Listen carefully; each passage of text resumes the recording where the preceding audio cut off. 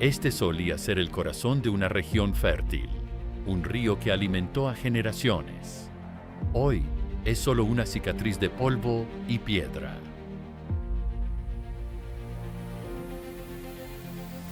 En todo el planeta, los ríos y las fuentes hídricas están desapareciendo a una velocidad sin precedentes. Culpar al sol o a las pocas lluvias es la respuesta fácil, pero la verdadera razón detrás de este colapso es mucho más compleja y tiene que ver con lo que ponemos en nuestro plato.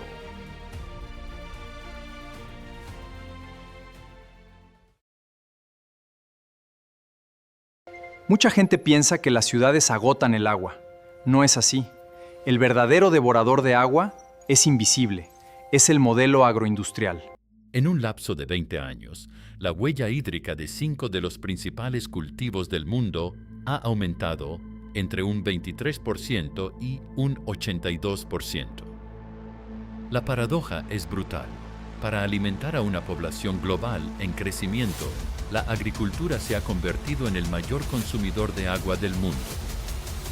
Pero no toda la agricultura es igual. Hay una gran diferencia entre cultivar para alimentar a una comunidad local y modificar ecosistemas enteros para sostener monocultivos de exportación que demandan millones de litros diarios.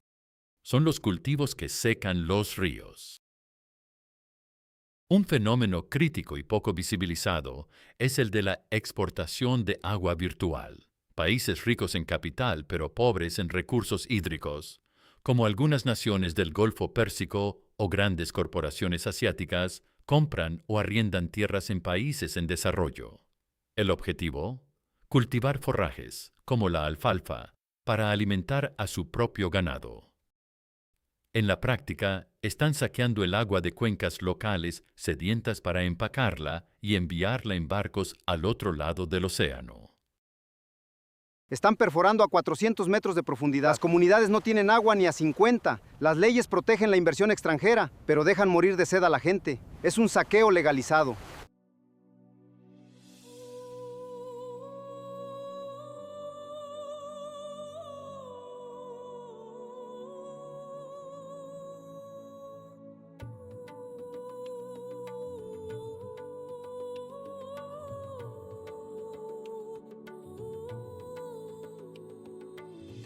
¿Quiénes ganan y quiénes pierden en esta crisis?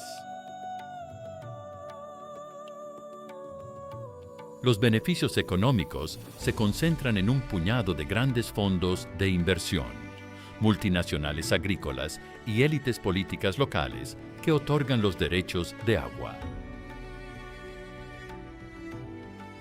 Las pérdidas, en cambio, se socializan. Las comunidades sufren el impacto directo de la agricultura intensiva, pozos secos, pérdida de su propia soberanía alimentaria y el colapso de sus economías de subsistencia. Antes vivíamos del río, pescábamos. Ahora compramos agua, viene una vez por semana. Nos están obligando a abandonar nuestra tierra. La sobreexplotación no ocurre en el vacío. Se encuentra de frente con la crisis climática, que altera los patrones de lluvia y acelera la evaporación. Destruye los glaciares que son el origen de nuestros ríos.